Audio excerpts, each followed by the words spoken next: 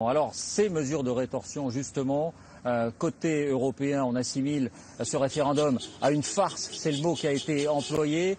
Tout à l'heure, les ministres des Affaires étrangères étaient réunis à Bruxelles. Sur place, François Baudonnet.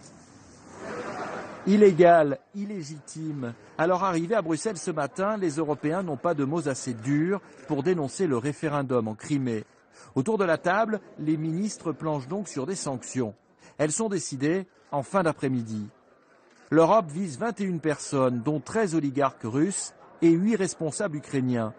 Dès ce soir, leurs avoirs sont gelés et ils n'ont plus le droit de voyager dans l'Union européenne. Ce que nous visons, c'est à la fois de faire preuve de fermeté par rapport à une décision russe qui est inacceptable et en même temps d'ouvrir les voies du dialogue pour empêcher l'escalade.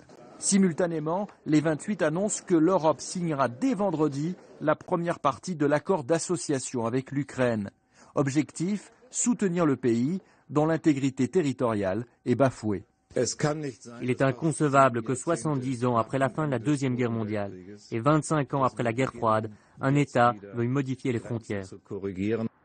Et malgré le sentiment ici que l'histoire est en train de s'accélérer, les Européens n'ont sanctionné aucun proche de Vladimir Poutine. Ils préfèrent encore une fois une réponse graduée. Si d'ici la fin de la semaine, la Russie venait à annexer officiellement la Crimée, alors la liste des personnes sanctionnées serait élargie lors d'un sommet qui se tiendra à Bruxelles jeudi et vendredi.